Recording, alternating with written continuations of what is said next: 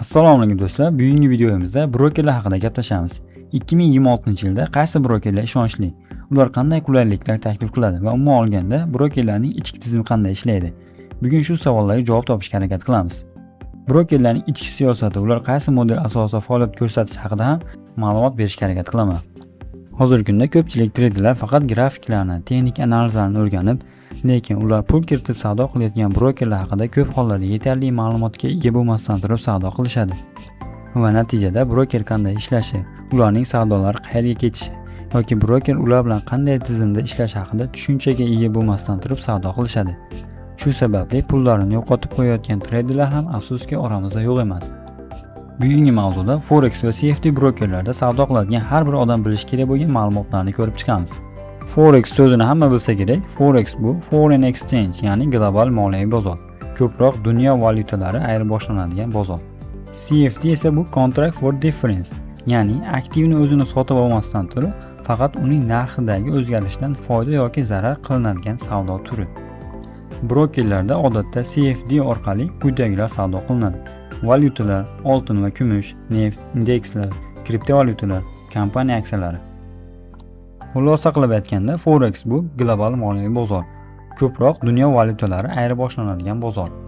CFD esa aktivni sotib olmasdan turib, narx o'zgarishidan savdo qilish tizimi. Brokerlarda shunday brokerlar bor, ya'ni birinchisi treyderlarni tashqi bozorga chiqarib, faqat split va swap orqali foyda qiladiganlar.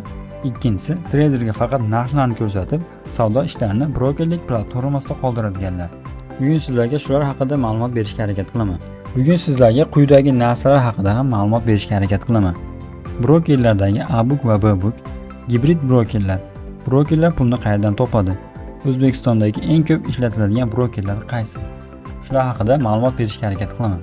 Mavzuyimiz brokerlar ekan, ularning qachon tashkil topgani, qaysi davlatdan ro'yxatdan o'tgani, qaysi regulyatorlar nazorat qilishi, pul yechish tizimi, hisob turlari, qulayliklarni ham ko'rib chiqamiz. Broker bu siz bilan global moliyaviy bozor o'rtasidagi vositachi. Xo'p, bu yaxshi. Brokerlar orasida A-book va B-book degan tushuncha bor. Forex va CFD brokerlarda bu riskni boshqarish modeli hisoblanadi. Keling A-book modelini ko'rib chiqamiz. A-book modeli, broker bu sizning savdoingizni to'g'ridan-to'g'ri real bozorga chiqaradigan model. Ya'ni siz buy yoki sell ochasiz, broker sizning orderingizni likvidlik providerga uzatadi. Ya'ni banklarga yoki katta fondlarga to'g'ridan-to'g'ri uzatadi. Broker komissiya yoki split orqali pul topadi. Oddiy qilib aytsam, siz oltin sotib olsangiz, broker orderni bank yoki likvidlik providerga uzatadi. Siz foyda qilsangiz, pulni bozor to'laydi, broker emas. ECN va STP hisoblari bo'lgan brokerlar ko'pincha A-book modelga yaqin hisoblar sanaladi. Ya'ni bular treyderlarni to'g'ridan-to'g'ri real bozor bilan ta'minlaydi. ECN hisobi nima? ECN bu Electronic Communication Network, ya'ni elektron aloqa tarmog'i. Bu tizimda treyderlarning orderlari to'g'ridan-to'g'ri banklar, likvidlik providerlar va boshqa treyderlar bilan elektron tarmoq orqali bog'lanadi. Ya'ni broker aralashmaydi, savdo real bozor ichida amalga oshiriladi. Banklar, fondlar, boshqa treyderlar hammasi bir tarmoq ichida savdo qiladi. ECN hisob xususiyatlari: split juda kichkina bo'ladi, komissiya olinadi. Real bozor narxlari: tez execution, ya'ni bu yerda siz buy yoki sell ochsangiz, orderingiz broker aralashuvsiz real bozorga to'g'ridan-to'g'ri soniyalarda yuboriladi yoki bajariladi. STP hisobi nima? STP Straight Through Processing. Ya'ni bu modelda broker sizning orderingizni likvidlik providerlariga avtomatik uzatadi. Lekin ECN kabi umumiy tarmoq bo'lmaydi.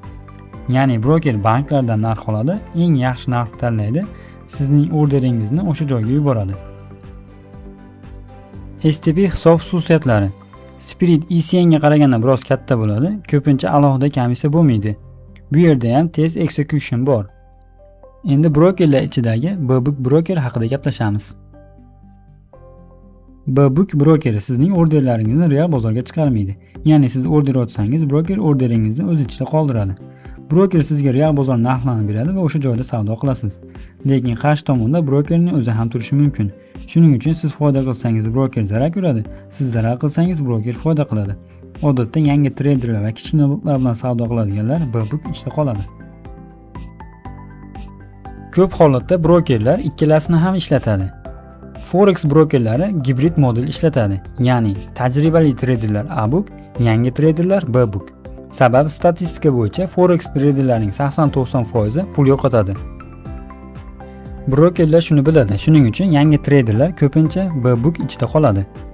Bu brokerlarning biznes modeli, ya'ni riskni boshqarish modeli.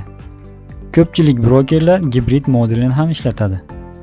Gibrid model nima? Gibrid model bu A-book hamda B-book aralash tizim. Ya'ni broker ba'zi treyderlarni bozorga uzatadi, ba'zi treyderlarni ichida ushlab qoladi. Shuning uchun bu aralash model deyiladi. Qisqa qilib aytganda, siz agar doimiy foyda qilib katta lotlarda savdo qilsangiz, broker o'zi avtomatik tarzda sizni tashqi bozorga chiqarib yuboradi. Ya'ni B-bookdan A-bookka o'tkazib qo'yadi. Yo'q, agar siz yangi bo'lsangiz va depozitingiz kichkina bo'lib, kichkina lotlarda savdo qilsangiz, broker B-book ichida qoldiradi. Xo'p, endi broker asosan ikkita narsadan pul topadi: spread va swap. Spread bu buy va sell narxi orasidagi farq bo'lib, treyderlar har safar savdo ochganda broker shu farqdan foyda oladi. Swap esa pozitsiyangiz bir kechadan, bir kundan ortiq ochiq qolib ketsa, olinadigan yoki beriladigan foiz to'lovi hisoblanadi. Qisqa qilib aytganda, brokerlarning ko'pchiligi gibrid model ishlatadi. Ya'ni ham market maker, ham ECN va STP hisoblari bo'lgan brokerlar. Hisob turiga qarab farq qiladi. Endi O'zbekistondagi eng ko'p foydalanilayotgan brokerlar haqida ma'lumot berishga harakat qilaman. Exness brokeri modeli gibrid, ya'ni standart hisoblar ko'pincha market maker, rough spread va zero hisoblari ko'pincha ECN va STP hisoblariga kiradi. XM brokeri modeli gibrid, unda ham asosan market maker hisoblari ham mavjud. Ba'zi orderlar tashqi likvidlik provayderlariga chiqadi. RoboForex brokeri modeli gibrid, Pro hamda ProSend hisoblari ko'proq market maker. ECN va Prime hisoblari real bozorga chiqadi. Asset Market modeli asosan STP, orderlar odatda to'g'ridan-to'g'ri likvidlik provayderlarga yuboriladi. Spread juda kichkina, scalping, robot va katta lotlar uchun juda mashhur broker. Gerchik brokeri modeli STP hamda ECN ga yaqin. Ko'p orderlar likvidlik provayderlarga yuboriladi. Market maker qismi kamroq. Hozirgi zamon brokerlarning aksariyati sof market maker yoki sof ECN emas. Ular gibrid model ishlatadi. Ya'ni oddiy treyderlar orderi ichkarida qoladi, katta yoki foyda qiladigan treyderlar orderi esa tashqi real bozorga chiqariladi. Bugungi videomizda brokerlarning qanday ishlashi, A-book hamda B-book gibrid modeli, brokerlar foydani qayerdan olishi, shular haqida batafsil ma'lumot berishga harakat qildim. Ko'rib turganingizdek, hozirgi zamonaviy brokerlarning ko'pchiligi gibrid modelda ishlaydi. Ya'ni ba'zi orderlar ichki tizimda qoladi, ba'zilari esa real bozorga chiqariladi. Keyingi video roligimizda esa biz O'zbekistonda ko'p ishlatiladigan brokerlardan ikkitasi Gerchik hamda RoboForex haqida batafsil gaplashamiz. Ular qachon tashkil topgani, qanday hisob turlari bor, qanday qulayliklari bor, hammasini birma-bir ko'rib chiqamiz. Agar sizga video foydali bo'lgan bo'lsa, like bosishni va kanalga obuna bo'lishni unutmang. Keyingi videoda ko'rishguncha.